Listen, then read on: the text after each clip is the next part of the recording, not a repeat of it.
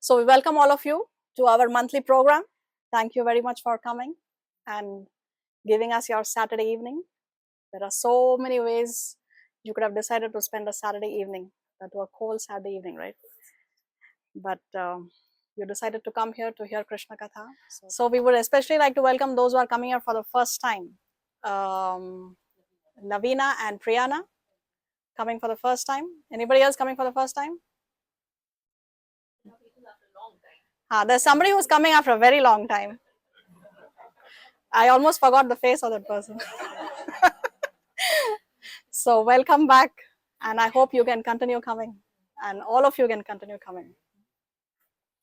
Okay, so as some of you may already know, we are doing the Mahabharat series, the 18 days of the Mahabharat war.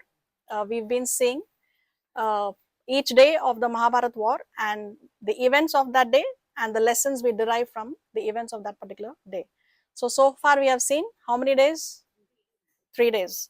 So the first day belonged to which side? Pandava side or the Kaurava side? Kaurava side, right? Then second day belonged to? Second day belonged to the Pandavas, because the Pandavas, they could strike back with good strategy. Third day was more or less a draw. But we saw that at the end of the day, Dhritarashtra was very happy. Why was that? Who remembers? Those who were there for the previous class. For those who were there in the war. And have reincarnated here.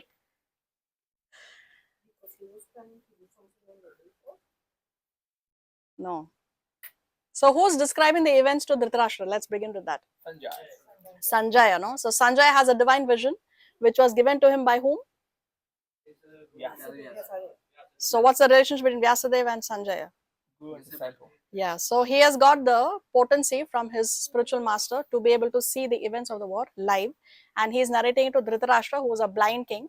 So he is not participating in the war. No. So Dhritarashtra was very happy at the end of the third day, because he was seeing how Krishna and Arjuna, he is thinking that Krishna and Arjuna together also, they are not able to check Bhishma. Bhishma is the grandfather, and he was slaughtering many warriors on the opposite side, and Dhritarashtra thought that they are not able to check Bhishma. So Bhishma is a very, very formidable warrior, and then he's saying that also there are other warriors, like who are the other formidable warriors on the Kaurava side? Dronacharya. Karna didn't come yet, right? Karna not yet on the scene. Ashwadhama. Bhishma. Shalya. Yeah, so he's thinking that there are all these formidable warriors, and even if by chance something was to happen to Bhishma, which is not possible because he has a boon that he can die when he wants to die. So who can kill him? No. So therefore he is thinking that even if something was to happen to Bhishma, then we still have Karna. No. So the Dhritarashtra is very, very pleased at the end of third day. So far it's been a seesaw battle. Today, by the mercy of Sri Guru and Sri Krishna, we will be seeing what happened on day 4 of the Mahabharat war. But before that, let us invoke auspiciousness by chanting some mantras. If you know the mantras, you can chant along.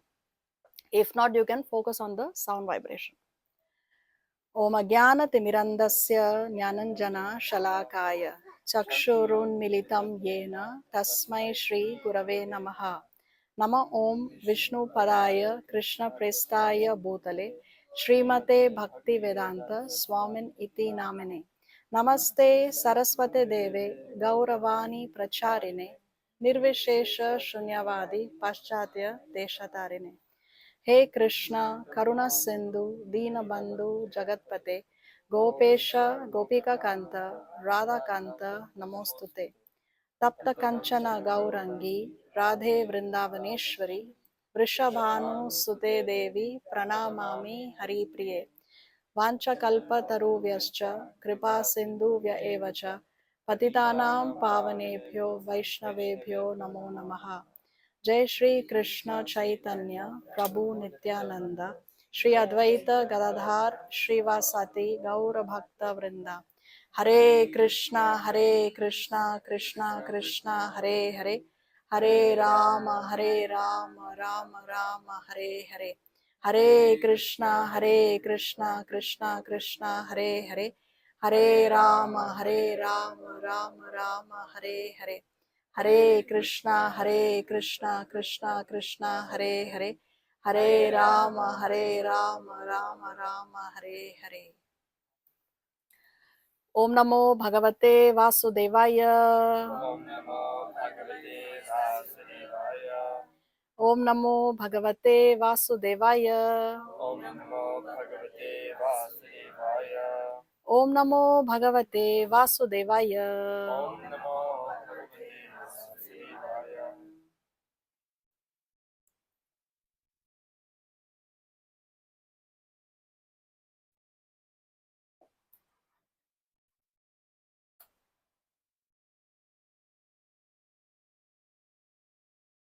Okay, so on day 4, the day begins with the Pandavas arranging their forces in the shape of an alligator. So every day there is a Vyuha formation, the formation of the armies.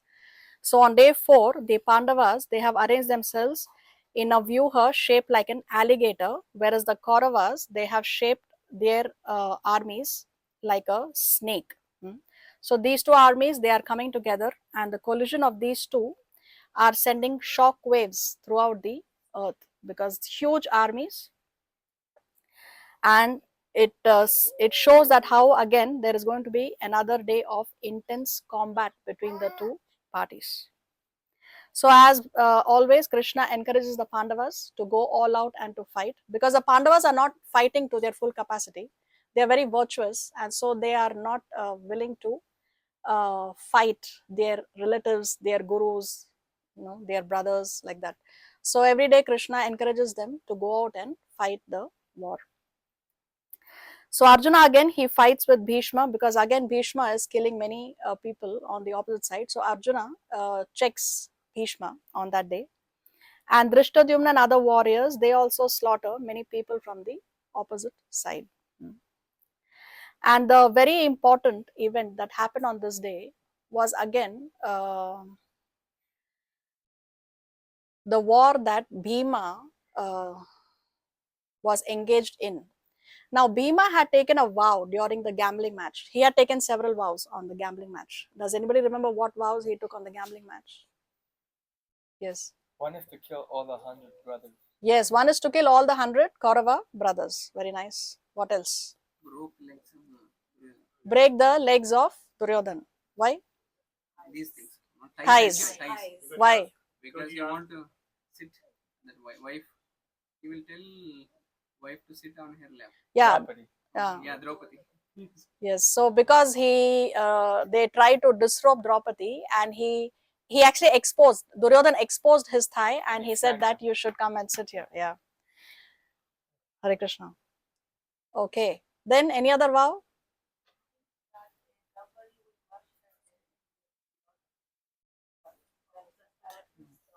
That. Yeah, but he also took a similar vow to that. To drink the blood of. Yes, he will Dushasana. drink the blood of Dushasan. No, he said that he will tear open his chest and he will drink that blood. So these are the vows that Bhim had taken on that very infamous gambling match. No. So now Bhim is remembering that vow that he has taken to kill the brothers. So far, none of the Kaurava brothers have died. Yes, but now he is remembering that vow of his, and he goes and searches where is Duryodhan on the battlefield. So he goes quickly towards Duryodhan, and Duryodhan also sees him coming towards him, and then Duryodhan, he orders a huge division of elephants to charge the advancing Bhim. So Bhim has the strength of how many elephants? 10,000. Bhim has the strength of 10,000 elephants. So even though he sees all these elephants raging towards him, he is not affected. He stands firm and he is waiting for all the elephants to come.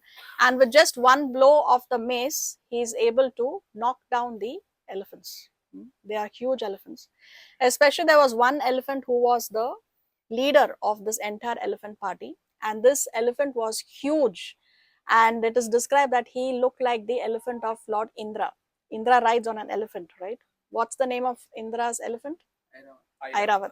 So it is described that that particular elephant, he looked like Airavat, huge he was, and even Airavat came charging towards Bhim, but he just hit him with his mace between his eyes, and he knocked down even that particular elephant. So like this, it is described that he would just swirl his mace and he was able to knock down all these elephants.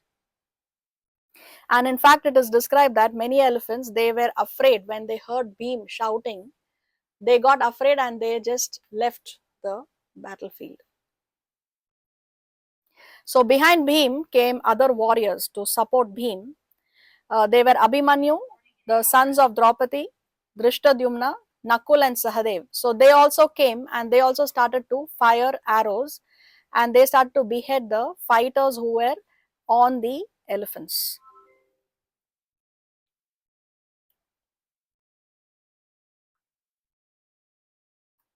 And it described how these elephants, they were dropping down dead, some were vomiting blood, some had their backs, legs and tusks broken.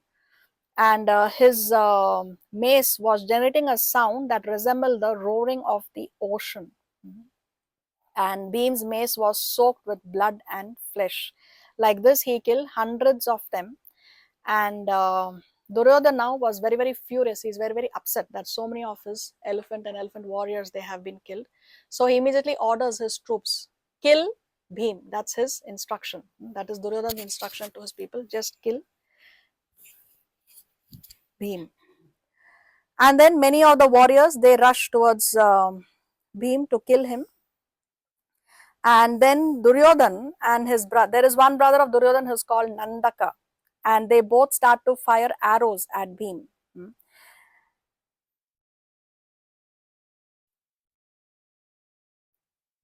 So what did Bhim do? He just cut the bow of Duryodhan's apart. Then he took another bow and then again Bhim is able to cut the bow of Duryodhan. And then Duryodhan, he fires an arrow that struck Bhim on his chest. So Duryodhan strikes an arrow that strikes Bhim on his chest, and actually that rendered him unconscious for some time. Bhim fell on his knees on the chariot, it is described, and he had become unconscious. Momentarily, he had lost his consciousness. And then the Pandava forces who had come to support Bhim, immediately they started to shoot arrows at Duryodhan, and they were able to, but they were not able to check him. Duryodhan was able to ward off all these arrows very easily, very successfully. Soon after, Bhim, he regained his consciousness and he pierced Duryodhan with 8 quick arrows. Now, after Duryodhan has been attacked with 8 arrows of Bhim, immediately 14 of Duryodhan's brothers, they surround Duryodhan in order to protect Duryodhan, and they send several arrows and weapons at Bhim. And Bhim very quickly and very accurately, he shoots arrows in all sides and he beheads all these 14 brothers of Duryodhan. So for the first time, Duryodhan's brothers have been killed in the war. How many of them have been killed? 14. 14 brothers. Now seeing this, immediately if there is a huge alarm, that because they are the sons of the king Dhritarashtra, no? So Bhishma also comes there, rushes there at the spot when he hears that 14 of the king's sons have been killed. So Bhishma rushes there at the spot and he shouts out to his warriors and he tells that please check Bhim, otherwise he is going to kill all the brothers of our king. So Bhishma also comes there, and then many other warriors, they come and they try to attack Bhim, and then Bhim also, he has support from other warriors. So very soon this turns into a general war, and many people from both sides, they are shooting weapons and they are checking each other's strength, and then it changes into a general war. And then as evening approached, Ghatotkacha and his Rakshasa followers, they gained more strength, it is described, and they were starting to destroy many warriors on the opposite side. Who is Ghatotkacha? Son of Bhima. Son of Bhima. So why does he have more strength in the evening? Because he's a Rakshasa. He's not, actually he is devoted to his father, but his mother's side. Yeah. And he and his Rakshasa, because the Rakshasas at night, they gain more strength compared to the day. So as the sun is about to set, they have gathered more strength and they are wreaking more havoc on the opposite side. So now which side has suffered more losses on this day? Kauravas. No, it's about to set. The sun has not yet set, the sun is about to set. The Kauravas have suffered more loss. The Kauravas have suffered more loss. So Bhishma, he sees that the sun is just about to set at the horizon and he blows his conch shell, signaling the end of the day of the war, because he sees that his side they have suffered great losses. So now each party, they go back to their respective tents. The Pandavas are very, very happy and they are glorifying Ghatotkacha as well as Bhima, because they were the heroes of that particular day. So they are going back, they are being glorified very much. But the Kauravas, when they are going back to their camp, they are very, very disappointed and very, very dejected. So this is the end of day 4. Also, the Kauravas had Rakshasas fighting for them. Yes, Kauravas also had Rakshasa warriors who were supporting them. That's correct. So actually, Chaitanya Charan Prabhu, he says in one lecture that when the war began, in the Mahabharat, the Kauravas had 11 Akshohinis and the Pandavas had 7 Akshohinis, the army strength. But if you include the Rakshasa followers of Duryodhan, then it was almost double the strength of the Kauravas compared to the Pandavas. Okay, now there's something very, very interesting that happens. Each party has gone to their camps. Now Dhritarashtra is hearing all these events in his palace, from Sanjaya. So Dhritarashtra now he begins to weep. The previous day he was very happy, but today he is very, very sad and he is weeping. And he heard of his son's deaths. And then he is inquiring from Sanjaya. He says, "Oh Sanjaya, I am afraid. I am amazed to hear of Bhima's godlike prowess. Hearing too of my son's humiliation, I am burning with anxiety. What will the outcome of this war be? I remember only Vidura's prophecies. By the influence of destiny, it seems his words will prove true. The Pandava heroes are emerging successful, even though our forces, headed by Bhishma and Drona, appeared so invisible. What austerities have they performed? What knowledge did they cultivate? What boons have been bestowed upon them? Alas, my sons are doomed." Dhritarashtra began to wail. Sanjaya consoled him, but the king continued to weep for some time.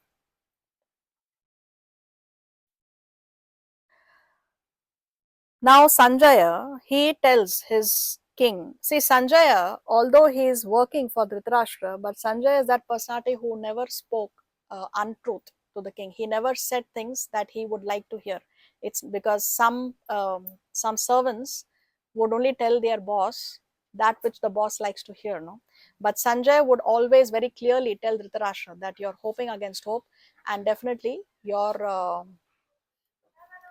party are going to lose the war. So Sanjay repeatedly would tell Dhritarashtra that it's a vain effort and your side, your family is very evil. So definitely they are going to suffer losses. So Sanjaya, he tells now, Sanjay is telling Dhritarashtra, "Listen carefully, O king, I shall describe everything. What is the use of hoping to be victorious? You have already been told so many times about the Pandavas' position. Those heroic men live only for Krishna's pleasure, and the universe itself depends on his will.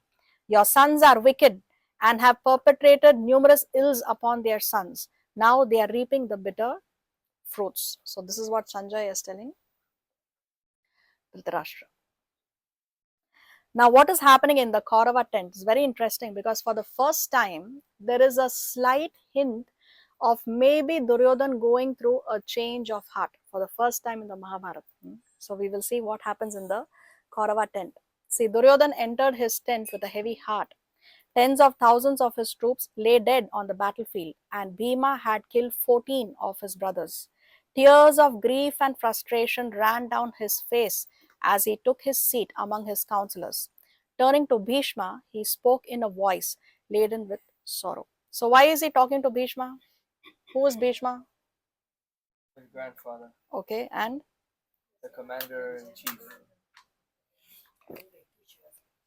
yeah, he is the commander in chief of the Kaurava army. No? So, he is talking to his commander in chief. He says, O grandsire, on my side I have you, Drona, Shalya, Kripa, Kritavarma, Ashwadhama, and many other warriors incapable of being defeated. So on the Kaurava side, there's not one or two, but several warriors who cannot be defeated. We don't have such warriors on the Pandava side, right?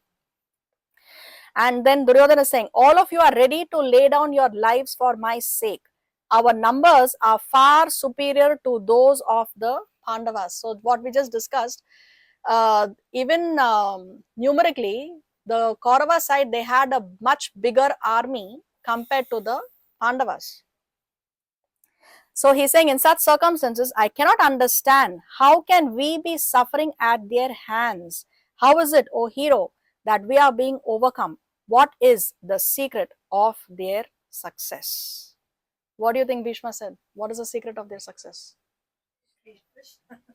Because Krishna is on their side, you know. So let us see what Bhishma says. Bhishma, laying his silver helmet by his side, turned and looked at Duryodhana. O king, I will explain once again why we cannot defeat the Pandavas. For your own good, you have repeatedly been counseled to seek peace with them. You have chosen to ignore these instructions. Therefore, you will have to suffer, as all your counselors predicted. I have cried myself hoarse, trying to make you see sense. What more do you want me to say? However, because I desire your welfare and the welfare of your brothers, I will try one more time. So it's not that Bhishma has not answered this question of Duryodhana before. So he's saying, but I will try one more time. So Bhishma felt compassion stir for the grieving Duryodhana, who sat weeping as he remembered his brothers, relatives and friends who had died for him. Although the prince had always scorned his well-wisher's advice, Bhishma hoped that his misery would make him more receptive. The Kuru commander waited until he had the attention of all the kings present. Then he spoke in a loud voice. So Bhishma is thinking he has explained this to Duryodhana before, but now he is hoping that maybe he will be able to understand at least this time. Why? Because he's in so much grief. He's Ah, thinking about yes, because it says, he hoped that his misery would make him more receptive. So he says, now Bhishma says in a loud voice, O king, O lord of the earth, there was not, is not, and never, and will never be any person who can slay the Pandavas while Krishna protects them. I will describe to you an ancient history which I heard while I resided in heaven with my mother. So Bhishma says that there never was, there never is, and there never will be a person who can defeat the Pandavas as long as they are being protected by Krishna. So in our Shastras also there's one verse which says, if Krishna wants to kill you, who can save you? Right? And if Krishna wants to save you, who can kill you? So now Bhishma is going to narrate an ancient history. So then he explains to him how Mother Earth, she was very much hassled once because all the kings on earth, they were demoniac. Now, usually the leaders, they should be spiritually inclined. They should be following dharma, dharmic principles. If the leader follows dharmic principles, then everybody in the country will be happy. Even in the modern times, it's the same thing, because if your leader is a rogue, is a thief, then everybody is going to suffer, isn't it?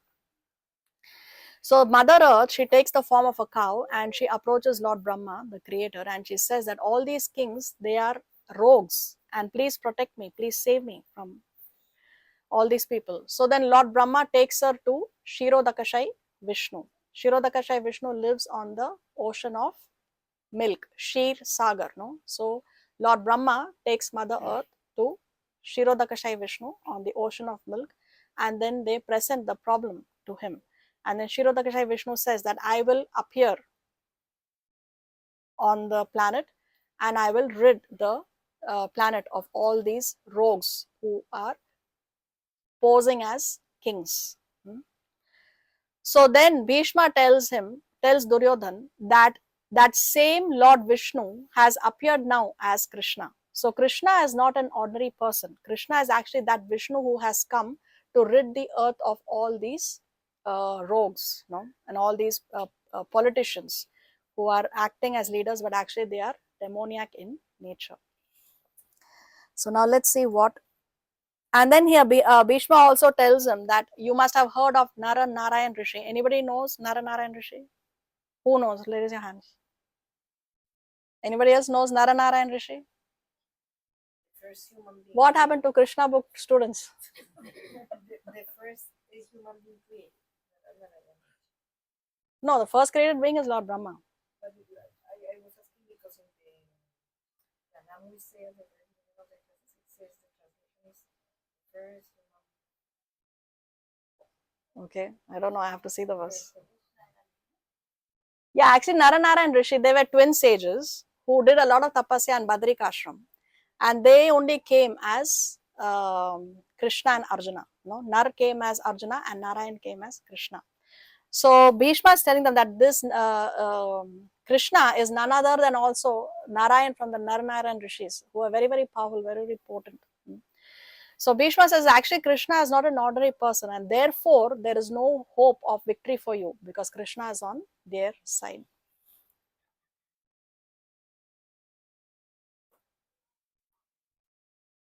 So now let's see what is Duryodhana's reaction to this. Bhishma stopped and Duryodhana sat in thought. It was hard to believe that Krishna was the all-powerful supreme being. Certainly he was an extraordinarily powerful person, but God? Could any being lay claim to possessing such power? Some great force or power lay beyond everything, that was sure. But how could it be a person? And how could that person be Krishna who has sided with his foes? After all, was he, Duryodhan, the king of Kurus, really such an irreligious person? Everyone condemned him as such, but he had always done his duty and tried to rule the people with justice. If there was a God, why should he be antagonistic toward him? But if Krishna was God, it would certainly explain why the Pandavas proved so difficult to overpower. Why, though, was he favoring Pandu's sons? So Duryodhan, he is thinking that yes, there is definitely a super power, supreme power. But is that supreme power a person? Is what his doubt is. So is God a person or is God only an energy? Is God only a power? If you actually can believe that God is a person, God is a person who reciprocates with our love. So if you can believe that God is a person, then you are more advanced than 99.9% of the world population, because very less people actually can accept that God is a person. God is a person. So Duryodhana is saying there is some great force, but is that, how could it be a person? And then he is thinking, how could that person be Krishna? And if it is Krishna, then why is he siding with the Pandavas? Am I so bad? Am I so irreligious? Duryodhana is thinking. No. So this is what he is thinking. Duryodhana took a deep breath. Tell me more about Krishna, he asked, his voice unusually subdued. I always hear him spoken of as the highest being. O grandsire, I desire to know all about his position and his glory. Bhishma then described Krishna's opulence as he had heard of it from Narada, Vyasadeva, Markandeya and Parashuram. All these wise sages accept Krishna's divinity. They consider him the master and sustainer of all beings. He is everyone's well-wisher and friend, but you do not see him as such, O king. For this reason, I consider you to be a Rakshasa of wicked heart and mind. You are immersed in ignorance, absorbed only in thoughts of selfish happiness. Thus, you cannot know Krishna. He can only be known by those free from lust, anger and greed, and those who realize themselves to be his eternal servants. O king, try to see things in this way, for that alone will lead to everlasting happiness. Make peace and live happily with your cousins. You cannot win this war. Your enmity toward Krishna and the Pandavas will result only in suffering and defeat. Hearing Bhishma speak at length about Krishna, many of the kings surrounding Duryodhana began to regard the Yadava as the supreme person. Even Duryodhana began to wonder. Perhaps Krishna was something more than just a man. Maybe he was even higher than a celestial. But It was too late to turn back from the fight now. Whoever Krishna was, the Pandavas were Duryodhana's enemies. He would give them nothing. If they wanted the kingdom, they would have to fight for it. Even if their enemy was comprised of expansions of the gods, his forces would be empowered by the Danavas, whose power was equal to that of the gods. So this is what Duryodhana is thinking. So momentarily, there was some softening of his heart, no, but it lasted very less, unfortunately. Moment of clarity for Duryodhana. Now see what's happening next. Duryodhana dismissed the assembly and went to bed. Before laying down to sleep, he bowed down to Krishna.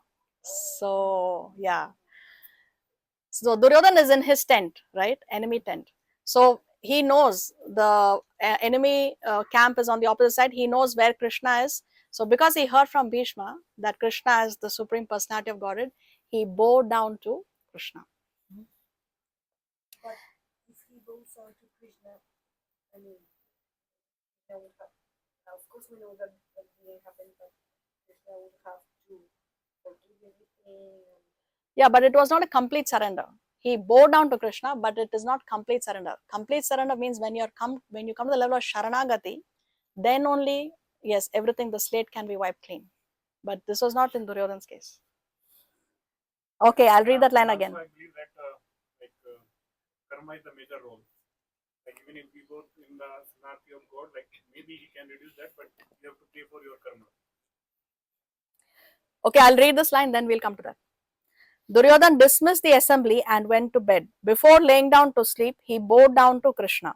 If the Yadu hero was actually the supreme, then it would do no harm to offer him some respect. Perhaps the prince thought his own fortunes might change. Lying on his milk white silk sheets, Duryodhana then slept fitfully. So this was the end of the fourth night.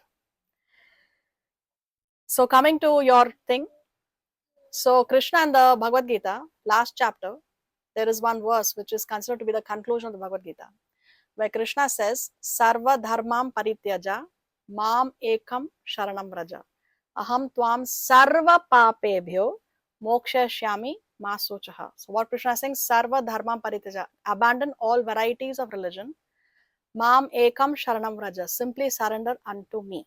So when we surrender, complete surrender, Sharanagati, complete surrender to Krishna, then Krishna says, Aham tvam sarva papebhyo.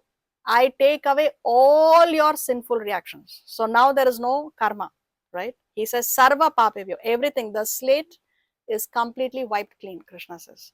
So when we are at the level of complete surrender, then everything past, gone, just like that. Krishna wipes it out for you. Why? Because, reset, yes, the reset button is pressed, yes. Aham tvam sarva papebhyo, then moksha shami, I will give you moksha, masucha, do not fear, do not doubt, Krishna says. So when you surrender to Krishna, but surrender doesn't mean, oh, I am surrendered, that's not. Surrender means I only do what Krishna says, that is complete surrender, no. It's anya, it means coming to the level of anya abhilashita shunyam. Any other desire is zero. We have no other desire but to please Krishna. Then your karmic balance is wiped out. Like I just want to know, maybe I'm wrong. Like Rama just make a bow on Bali, you know? And in the next birth, like the same way, like there was a bow and hit to the Krishna. Microphone. Okay. So I just maybe I'm wrong. Like I just want to ask, like Rama, like when he bow to that Bali at that moment. So in the same way, like when in the next birth, when Krishna was there, the bow was come to in his like toe, and he was like yeah. So my question is like, if something is like that, is karma is not a role, like why then it's happened with Krishna then?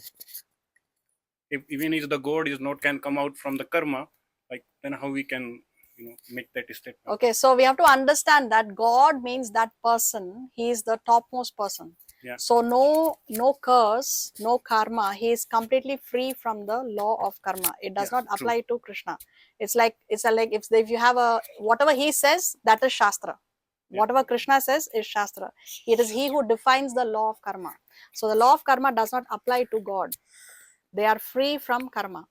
Now, for the sake of pastime, for the sake of Leela, there are things like this. Like, for example, the Lord was cursed for being separated from his wife, therefore Ram and Sita were separated. Or even Gandhari cursed Krishna, that's why all his descendants were, yeah. So it's not that Krishna or Lord Ram or God, they do not come under, they can override any curse very easily.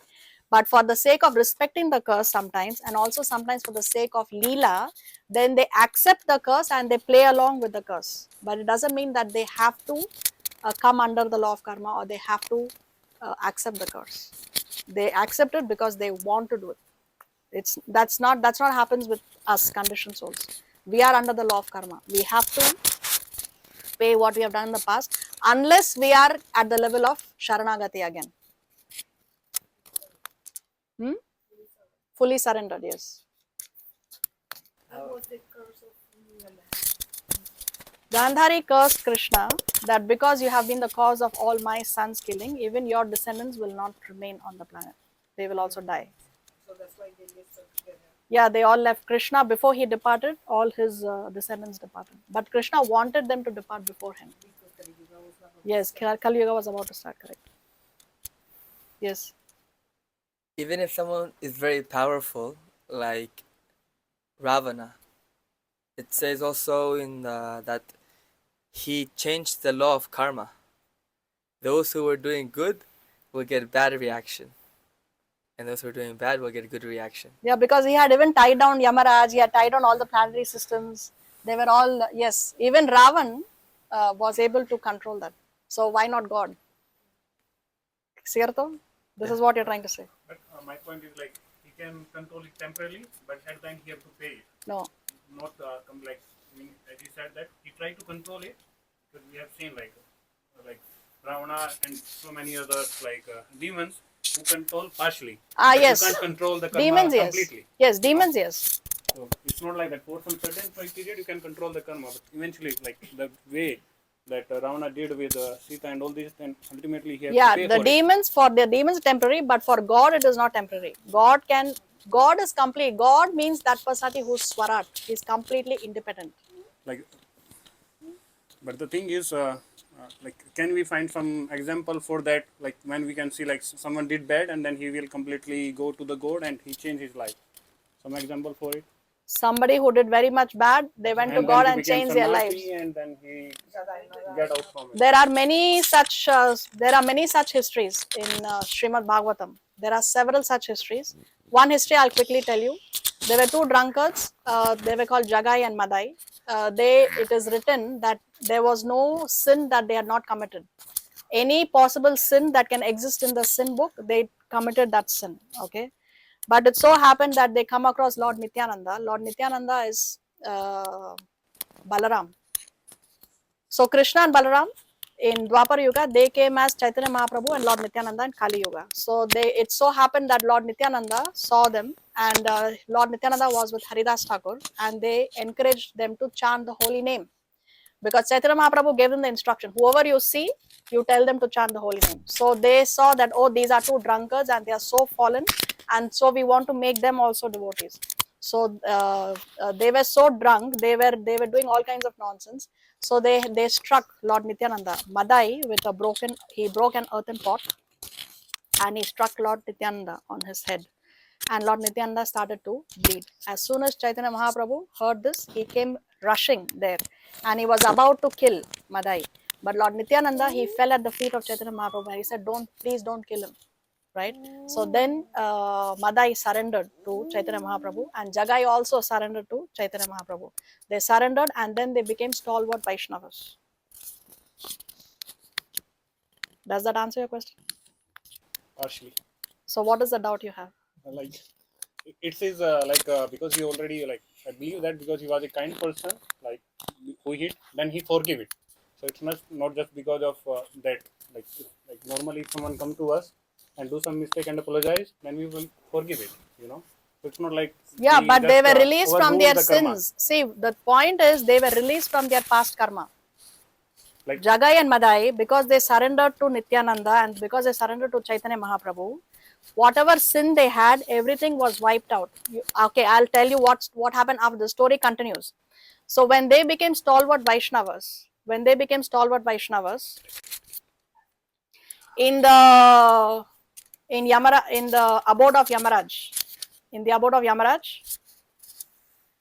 now Yamaraj has one assistant called Chitragupt who keeps record of everybody's activities, sinful activities, right?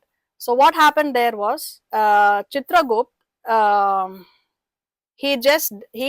it is described in the Chaitanya Bhagavat that Chitragupt was having a tough time keeping track of the sinful activities of Jagai and Madai because they were committing so many sinful activities. He was having a tough time keeping a record, and it described that there's a huge pit filled of the list of the sinful activities that Jagai and Madai were committing. Okay, so when they surrendered to Lord Nityananda and to Lord Sri Chaitanya Mahaprabhu, the whole thing was just dumped, everything gone.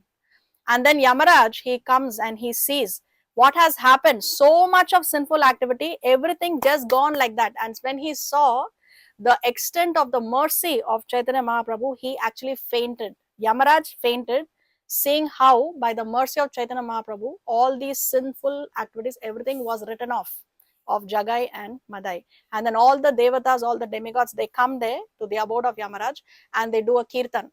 And then with that kirtan, then Yamaraj regains his consciousness. So the point is, even the sinful activities of Jagai and Madai, everything was written off because they surrendered to the Lord and to the servant of the Lord. But my point is like if we see anyone like this is the past, so like if he died and he went to the heaven or what, the record all things. But in practicality, what actually I mean to ask, like if we see like in Dashrath Maharaj, he also did the same mistake, then he need to pay it. Like, you see, like even whoever, like we always keep saying like that to be more religious, and at the same time we forget the effect of karma in some way. See, that's what the law of karma applies only as long as you are not fully surrendered. If you are not fully surrendered, then the law of karma applies to you. But if you are fully surrendered, then the law of karma does not apply to you. Fully surrender means not basically to have any bad activities. It means fully surrender. Fully surrendered means I only do what Krishna likes. Yeah. It means you are not doing any bad thing. You're not doing any bad things means you're in a neutral state. But you have to do devotional service, you have to do bhakti. That is Sharanagati. Bhakti, see, devotion, bhakti means seva. If you love someone, if you love your child, obviously you are going to have to serve your child, right? You are serving him, you have to work, you have to pay his expenses, right? You'll send him to school. So you are serving your son. Why? Because you love your son. So where there is love, there is service. So surrender to God means I love God. That's why I want to follow what he says. So where there is love, it means I have to serve. Devotional service. What actually mean by serving? Serving means Shravanam, Kirtanam, Vishnu Smaranam, Pada Sevanam, Archanam, Vandanam, Dasyam, Sakhyam, Atmanivedam. There are 9 items of devotional service. Shravanam, Kirtanam, hearing and chanting the holy name. Hearing and chanting. Shravanam, Kirtanam, Vishnu Smarana means to remember the Lord. Pada Sevanam, worshipping the lotus feet of the Lord. Archanam, deity worship. Okay. Vandanam, offering prayers. Okay. Shravanam, Kirtanam, Vishnu Smaranam, Padasevanam, Archanam, Vandanam, Dasyam, to serve the Lord as a servant, like how Hanuman served Lord Ram as a servant. Sakhyam, to serve the Lord as a friend, like Arjuna and Krishna. Atma Nivedanam, surrender everything. So even if you perfect one of the 9 items, that is bhakti, that is devotional service. Right now you're doing the first 2, Shravanam and Kirtanam, because you're hearing and you're chanting. But in the reality, when we see like people do, like when you have also experienced these things, like the people do chanting, but in practicality they have so much, hatred or so much things inside them, but they believe that okay, we are doing chanting and we are the purest soul, But some person who's not doing chanting, and so like I always get confused with the religion and the karma thing.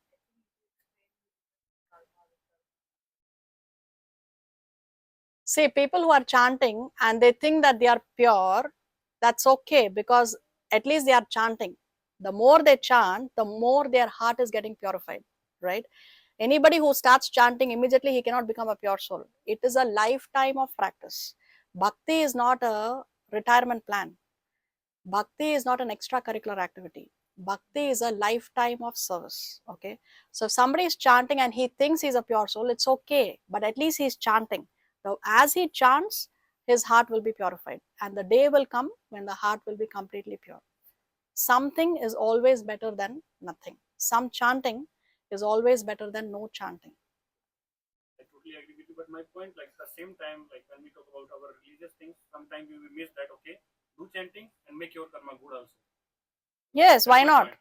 Why not? Like we always keep saying like okay, do chanting and do worship, do prayer, but on the sometimes like I feel so many times like we feel this thing. Okay, we are doing everything, but same time we need to like focus a little bit toward okay, make your karma too good. Not just only focusing okay, only our chanting will make us pure soul. Yeah, That's my why only not? point. Yes, you have to do Like, both. that same thing. You Like, focus on doing good karmas, don't engage in sinful activities, do devotional activities, and chanting the holy name is also a devotional activity. like you said that like 9 points, like like do chanting like 9 things, 9 ways, but in all the 9 ways, like somehow like I miss that okay, there is no even a single point about karma, how you make your karma better, or how you make a better person. That's it. I think that if you are chanting, then you are getting the best karma. Yes, she's right. Extra. See, there are 3 kinds of karma. Okay, in Bhagavad Gita, there is karma, akarma, and karma. Karma means you sow a seed, you sow an apple, you sow the seed of an apple tree, you get apples. That is karma, right? Karma means it is action against the shastras, forbidden activities like meat eating, intoxication, illicit sex, gambling. These are the 4 pillars of sinful life. So karma means engaging in sinful activities outside the shastras. Now what is akarma? Akarma means doing those activities that will not give you any reaction. Now say whatever you do, even if you're doing good karmas, right? Still the reaction will come. Correct? If you do good karma, you'll get good reaction. Okay. But the reaction will come. As long as there is action and reaction, you have to be in this material world. Even if it is good karma, because the reaction has to come to you. You have done some good in this life. You have not got the reaction in this life. So to get that good reaction, you have to take birth again. That's the point. Okay. So the point is we should have no reactions only. We have to come to the level of 0 reactions. Only then we can get moksha. Now it's impossible to have 0 reactions and get moksha, because as long as we are living, we are going to do something, whether do good or do bad, something we are going to do, right? So reaction will come. So how to bring it to 0? By doing akarma. Akarma means those activities which are devotional service. When you do activities which are devotional service, then it is akarma. It will not bring a reaction to your action because it is service to the Lord. Does it make sense? Yes. Yes.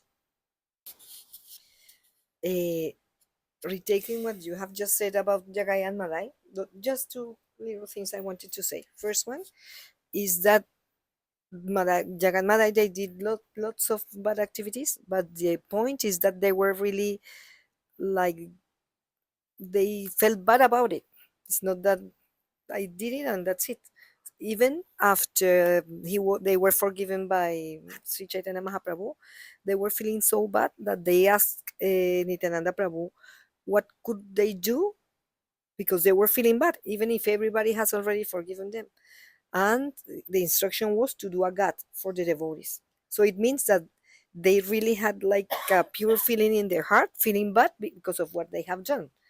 So I understand what you said. For example, if you compare a Western person with a person from India, here we eat meat. We even since we are little kids, our parents they give meat to us. So, from an outsider and material point of view, you could say a person from India, for example, that is doing his activities, taking his kids to school, and doing well.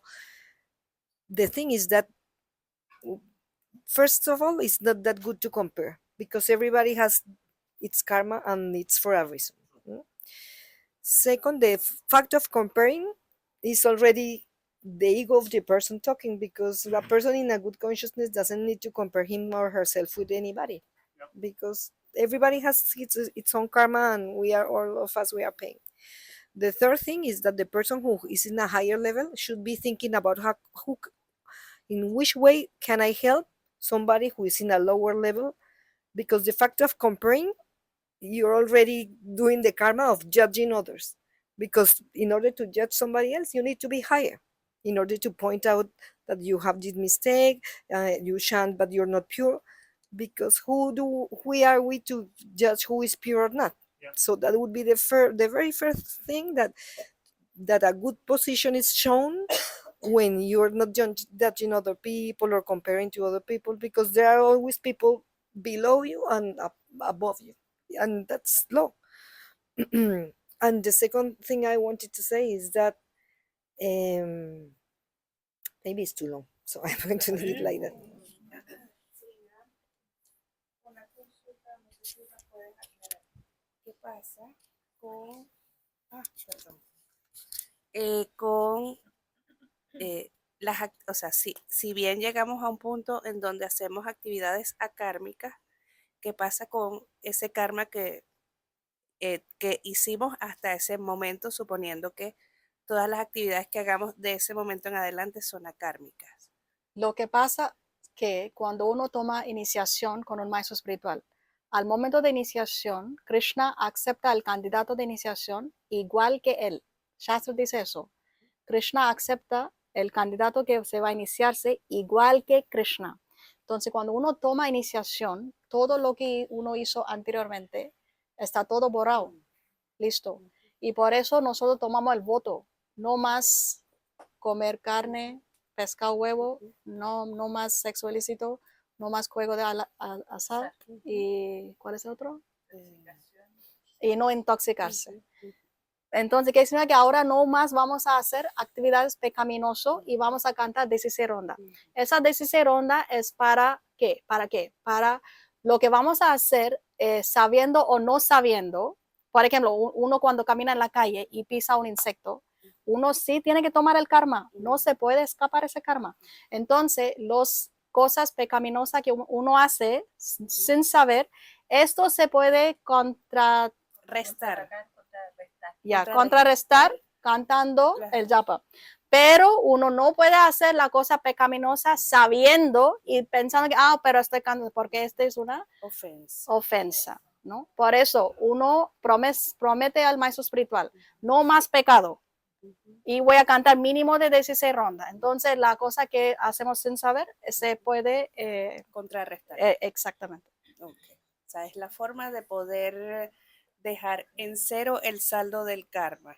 Exactamente. Suponiendo que de ahí en adelante. Por eso, cuando uno aceptar un maestro espiritual es sumamente importante. Hasta que uno no acepta un maestro espiritual, uno lleva el karma aquí, uno se siente el pesado. Por eso, lo que anybody who has taken initiation here will be able to tell you their experience. After you accept a bona fide spiritual master, you feel very light. I personally experienced this. When I took initiation, next day my Guru Maharaj, he asked me, so how do you feel after initiation? So I said, I didn't know this. I told him, I don't know, Guru Maharaj, but I'm feeling very light. So he told me, you're supposed to feel that way. I was like, why? So he said, because so many lifetimes of karma, everything gone in a flash. That's why you feel light. But until we don't accept a guru, we will feel that heaviness. That heaviness we will feel. When you take initiation, you will experience that. And I can guarantee you will experience that. Thank you. Muchas gracias, Mataji. Okay, coming back to today's topic. What do we learn from day 4 of the Mahabharata war? What do we learn? The Krishna is the Supreme Personality of Godhead. Muchas gracias.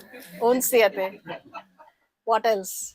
And that Duryodhana realized it. He bowed down to him. Yes. Up till there only. Yes. Like not fully. Yes. Momentarily it created. Yes. Yes. Why was he not able to carry it forward? What was coming in between? Yeah. enmity with the No, Pandavas. his ego. I think His ego, yes, his ego, and he was Yeah. also very obstinate. No, Right. he was very proud, Correct. and obstinacy. His obstinacy came in the way of him fully surrendering to To the Lord. Krishna. To Krishna. Why? Because what was Duryodhana's problem?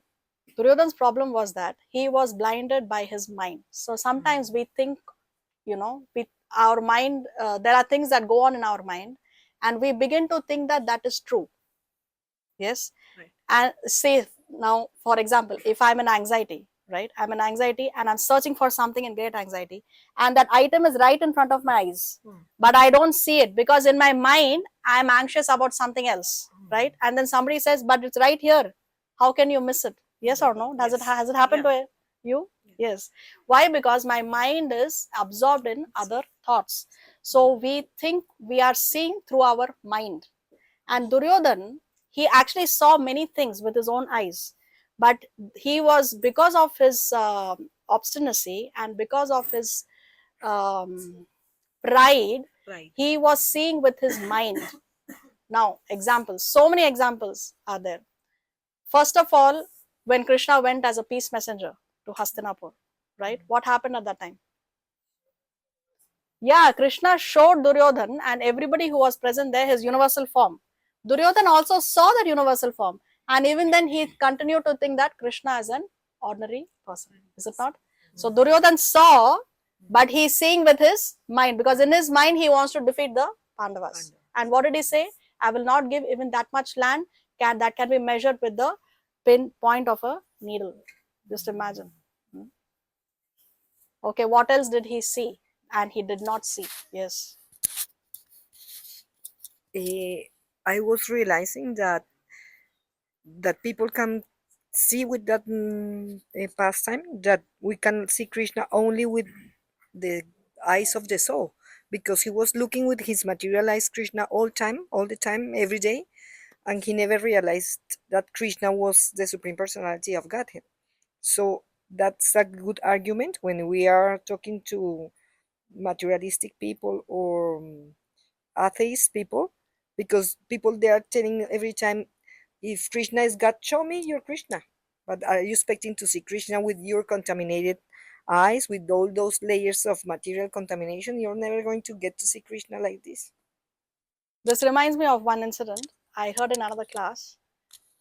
So one disciple, he joins the temple. He's new, and then the person there in the temple, the spiritual master, he tells him, "Okay, so take your japamala and chant your rounds." So he says, "Okay, I'm going to chant." He takes the japamala. He goes by the riverside. He sits under a tree, and he's chanting and he's chanting and he's chanting.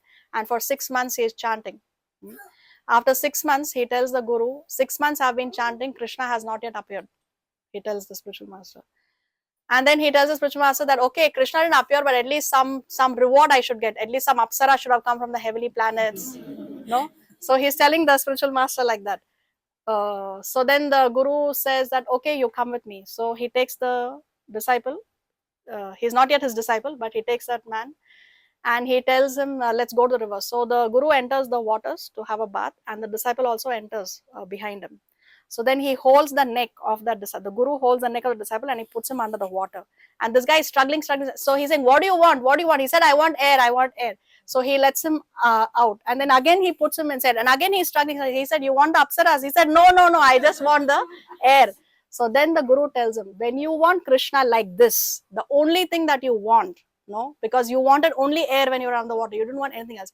When you desire for Krishna like that, then you will be able to see Krishna. So Krishna is not, God is not a cheap person that, oh, I summon him, I want to see you, and he's going to appear before you. We cannot even see the president of the country like that. Imagine he's the supreme personality who's the owner of all the planetary systems. What else? Okay, so other incidents when Duryodhan saw, but he did not see, or he was seeing with the eyes of his mind. One was when he saw the Virat Roop, when Krishna went as a peace messenger. Then, again, another incident. Can you think of something?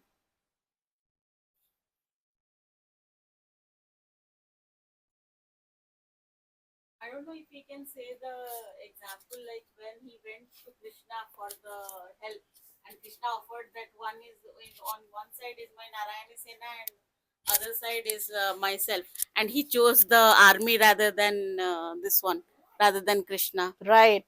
Very good, Upasana. So yes, there was a time when Krishna said, okay, you choose me or you choose my entire army, and me also I will not use any weapons. So Duryodhan was very happy to choose the army of Krishna. He said, Krishna, he's not even going to fight, so he's completely insignificant. No, he chose the army of Krishna. Yes. So again, Duryodhan was seeing with the eyes of his mind. One more incident.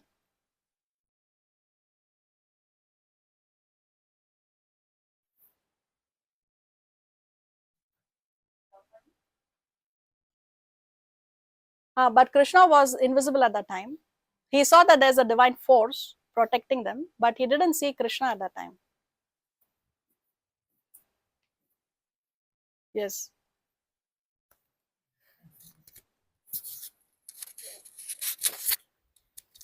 I was thinking about that sometimes we see Duryodhana like the worst person in the world, being the cause of such a huge war, so many people suffering and dying. But even like that, he's like less a demon than the ordinary people in Kali Yuga, because at least he has the mind of saying, even if he doesn't know exactly, but maybe I open myself to the possibility that there is somebody higher than I am. Maybe he's not able to say Krishna is God, but at least he knows. But materialistic people, they say that God doesn't exist directly. So just comparing that, he was like the worst person at that time. So imagine if they would be able to see people these times that nobody believes, not even the possibility that there is somebody higher than they are. They think they are the authority. They decide who lives and who dies. So you're a dog, you live. You're a cow, you don't live. So they play to be God. So this is like the planet where people who wants to play as if they are God, they are. So it means we're in the right place, because that's what we wanted to do. Play to be God, decide things by ourselves, not taking into account Krishna's wishes or desires. So, I mean, we see reading like this that he was so bad, but in the material world right now, we're much worse than that. Yes. In Kali Yuga, we are even more fallen than Shudras. Shastra says we are even more fallen than Shudras in Kali Yuga. Mainly because Shudras, they don't lie. And we're experts at lying, so not even Shudras we are. The demons of the previous ages, they were those kind of demons whom Krishna personally killed and delivered. In Kali Yuga, we are those kind of demons that Krishna will not personally come to kill us also. We are so fallen that even that we are not going to get. And in Kali Yuga also, we're like little demons, because demons in other eras, they were able to do like huge austerities. And for example, Hiranyakashipu, he did years and years and thousands of years of austerities. So if we think that in Kali Yuga people are demons, they are like super small demons, because not even not any superpower, any power of austerity, nothing at all. But there is one good quality that Kali Yuga has. In the Srimad Bhagavatam, That the thoughts, they don't count. no, in the Srimad Bhagavatam, at the end of the Srimad Bhagavatam, see, Srimad Bhagavatam is a conversation between Sukadeva Goswami and Maharaj Parikshit, no? And Maharaj Parikshit, after hearing about the characteristics of Kali Yuga, he is worried. So he asks Sukadeva Goswami, oh, how, if Kali Yuga is such a fallen age, how will the people of Kali Yuga be uplifted? So that time, Sukadeva Goswami tells Maharaj Parikshit that Kali Yuga can be an ocean of faults, but there is one good quality. What is that? Simply by chanting the holy name, one can be delivered. It's easier. And So, also I want to comment And we're on that, lazy like, to do that. also I want to comment on that. You were saying like even like for example Hiranyakashipu and Ravana, like they are doing for the purposely, they are not completely surrendered, like they want power just to destroy someone. Yeah. So I like that's make no sense. That's was my actually point. If you are doing for purposely, I will get these things. I'm doing chanting. That's it. I will have a big home. So that's make no sense. That's not completely surrender. What actually I want to say at that moment. And like when again, like it is a comparison again. Like we are saying that okay, he is not doing chanting, he is a demon, So that's also we are again going in that point, which are not we are contradicting ourselves, We can't say that if somebody is not chanting, he is a bad soul, So again, we are going in the comparison point of view. We are saying like that, okay, if he's not doing, we don't know. Like I believe that if karma is same way is good, and if you're doing chanting not purposely to get something, that's it make you a better person. The thing is that the activity can be good, but if you're doing by yourself and not thinking about doing it for Krishna, it ties you to the material world. I mean, it's not good in the sense that it's not for Krishna, it's for yourself. For example, what a good activity, how sweet and kind, take your kids to school. That would be a good activity.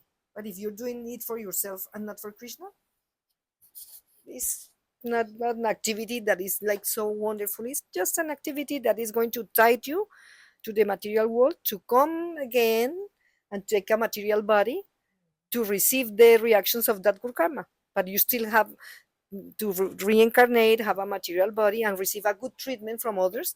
But you are in the material world, suffering of the three sufferings that we have in the material world. So, and nobody is going to sign you that coming back again, you're not going to do mistakes or to go down even deeper. It's better not to come back. But in the material world, you can't come out from the material things. That's also true. You can come out. You can come out. You can control it, but you can't come out. You can come out. That's why Sharanagati, complete, that's what conclusion of Bhagavad Gita, Krishna is saying. You abandon all varieties of religion, simply surrender unto me. I will deliver you from all sinful, sarva papebhyo, Krishna says, so all sinful reactions. And Just by Krishna also saying. says, do not fear, do not doubt. Right? So that is Krishna's promise. I have a question. Yes. If you can't see God, how can you believe in God? Because today's Can God you is- see Wi-Fi? Do you believe it exists? Can you see air? Do you believe it exists? There no, are I many don't. things that you cannot see, but Correct. you believe it But, exists, right? but the mind is so like clever today because of the Maya in which we live.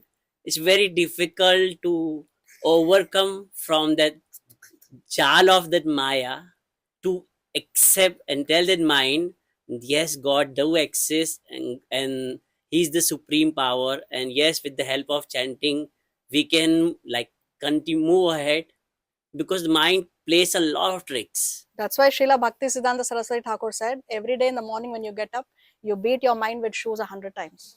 At least theoretically, we have to accept.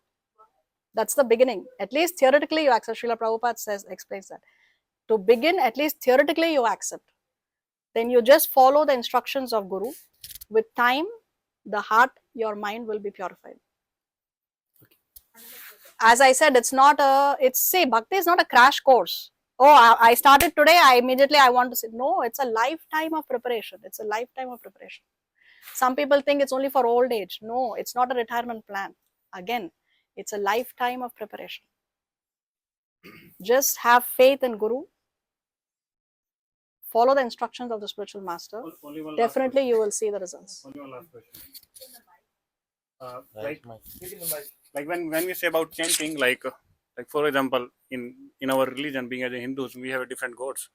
Like someone believing, okay, like for me, I believe, like for example, in Hanumana, or maybe someone believe in Lord Shiva, or maybe someone believe in Lord Krishna. For me, God is one, and I believe equally, like respect equally all them.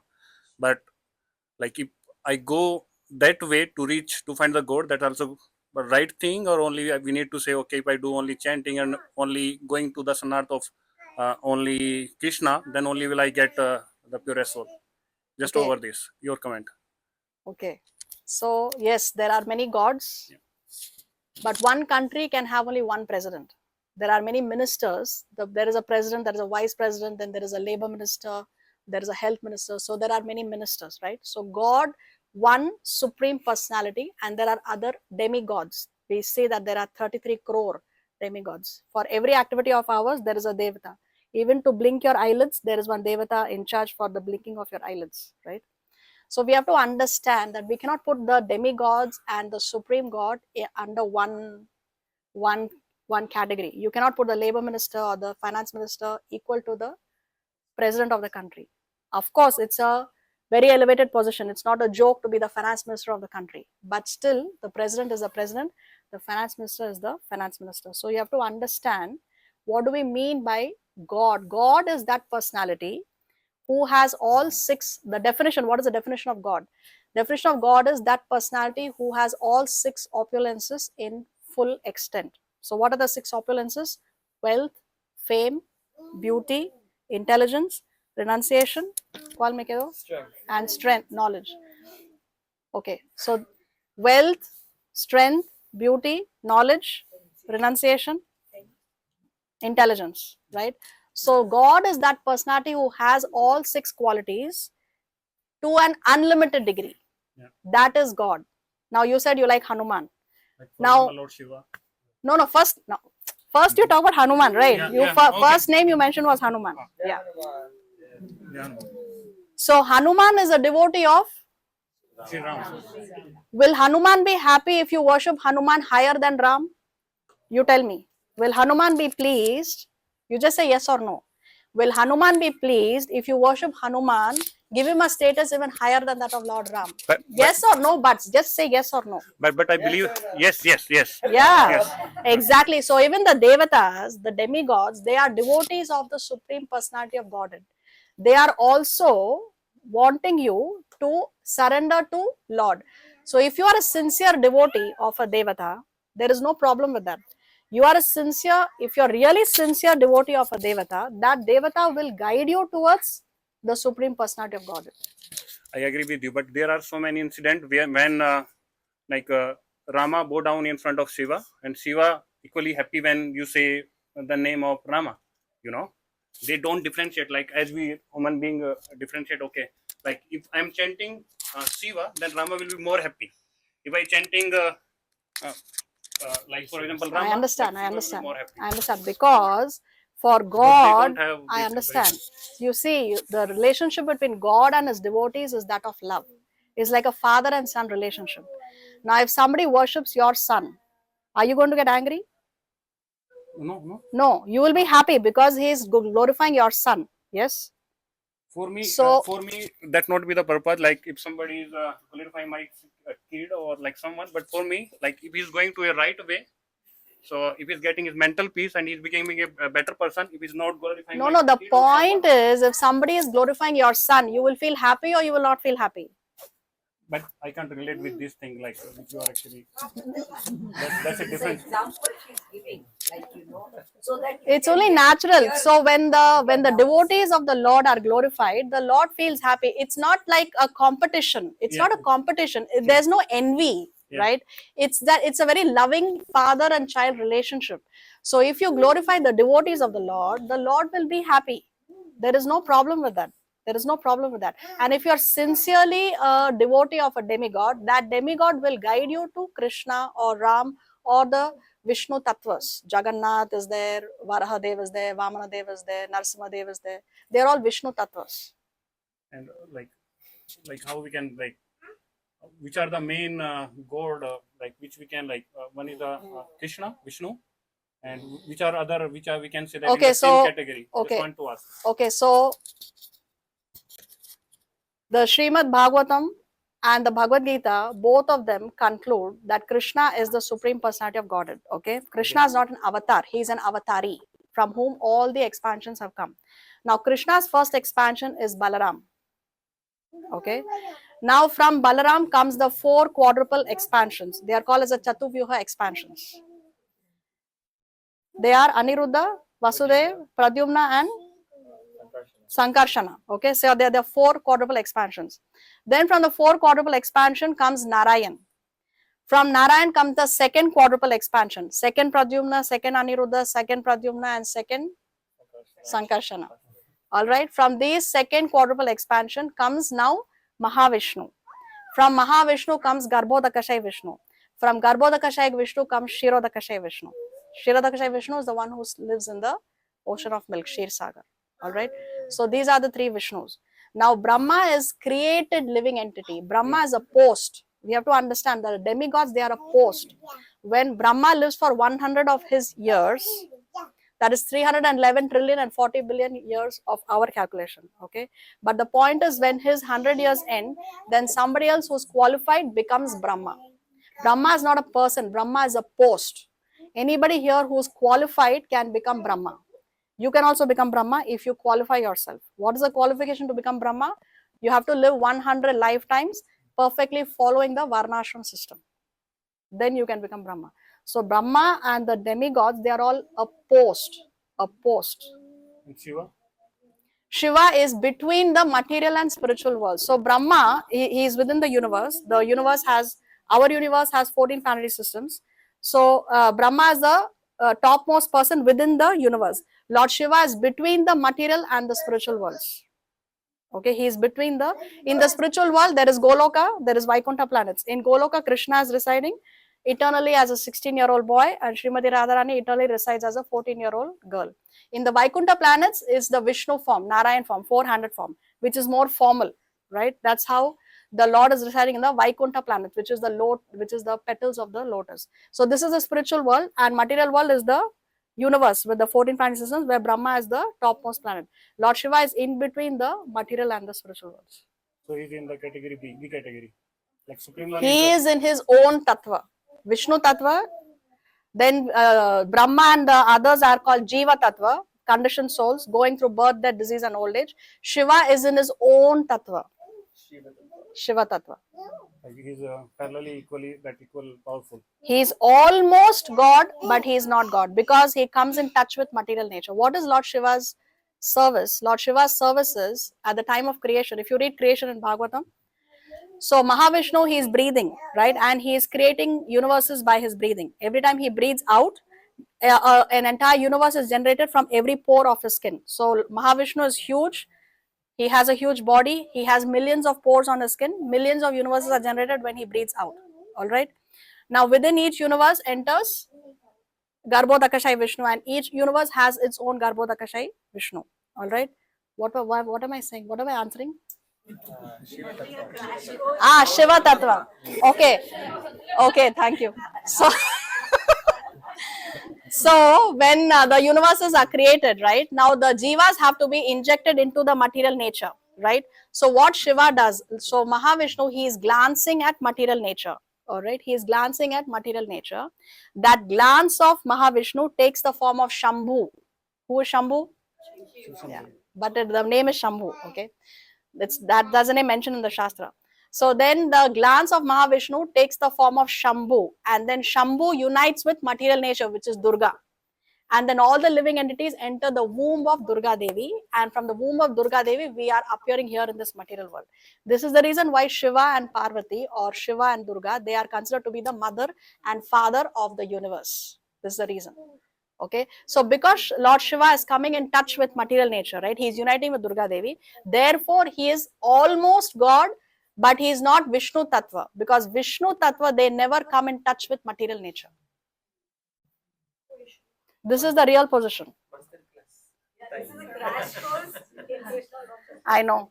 I think I revised everything that I studied in 10 years. Okay, but I want to come back to the topic of today, which is which other time did Duryodhan see with his mind and did not actually see the fact, or he undermined what he saw. One reason we saw when Krishna showed him the universal form when he went as a peace messenger. Then other time Upasana mentioned how Duryodhan chose the army instead of choosing Krishna. And one more time was on the first day of the Mahabharat war. Duryodhan, he mentions, he's making an analysis, no? These are the warriors on my side, these are the warriors on the opposite side. And he mentions all the warriors on the Pandava side, but he does not mention Krishna's name. He does not even mention Krishna's name, because he thinks he is completely insignificant, because he is not going to fight the war. So again, Duryodhan failed to see, right? He was seeing with his mind, because he is making all materialistic calculations. So we also sometimes, we have so many thoughts in our mind by what we see, what we hear on television or social media and so many other things. So we start to think with our mind instead of actually seeing the facts. That is the lesson from day 1 of the Mahabharata and day 4 of the Mahabharata war. Okay. Okay, anything else we need to discuss? You want to say anything?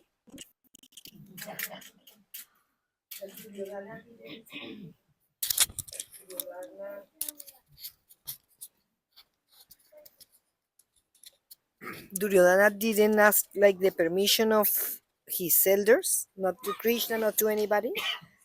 The contrary that did the Pandavas did, that they went to ask permission to Bhima first. Ah, yes. Duryodhana never seek permission from his elders. But the elders were on his side only, no?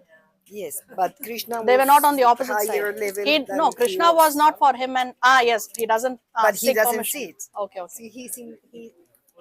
Nobody's paying attention. Okay. Anything else we need to discuss? Going once? Going twice? Yes. Lord Shiva, actually, what I also learned is that there's also a Shiva post in the material world. And Shiva as That is postgraduate study. Okay. so Shiva, he's a pure devotee. He's living in the spiritual world, in the spiritual realm. But there is also a certain post in the material world. Actually, there are three Shivas. Okay. There are three Shivas. One Shiva is in the Vaikuntha planets. He is called as Sada Shiva. Okay. He is eternal because he is in the Vaikuntha planets. He is Sada Shiva. Then there is one Shiva who is in between the material and the spiritual worlds, which we discussed. And there is one Shiva who is in the material world, who is in charge of destruction. The Shiva that we normally see in the temples is that Shiva, the one who is in charge of destruction. Okay. So actually there are three Shivas. Shiva Tattva is little difficult to understand. It's not so easy to understand. And Brahma Samhita describes, Brahma Samhita is spoken by Lord Brahma himself. In the Brahma Samhita, Lord Brahma describes the difference between Krishna and Shiva is the difference between milk and yogurt, right? Technically, they are both the same, but from milk, you can make yogurt. From yogurt, you cannot make milk. So, Krishna is milk, Shiva is yogurt. That's the only difference. Huh? Mount Meru. He will answer that question. I don't know what she's talking about. She's asking if Shiva is on Mount Meru. Mount Meru is where you have the 14 planetary systems, and on top of Mount Meru is Brahma Loka.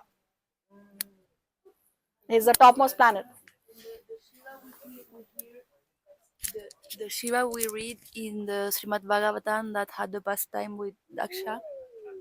Which of the three Shivas is? Which of the three Shivas? I don't know. Mahadev. Pure devotee. Okay. Anything else we need to discuss? Okay. You know what? Apart from all this, the only solution from where we can do is surrender. From material, from all the things, only surrender, you get every answer. And believe. On that note, by the mercy of Sri Guru and Sri Krishna, we come to the end of today's class. Srila Prabhupada ki Jai. Haribo.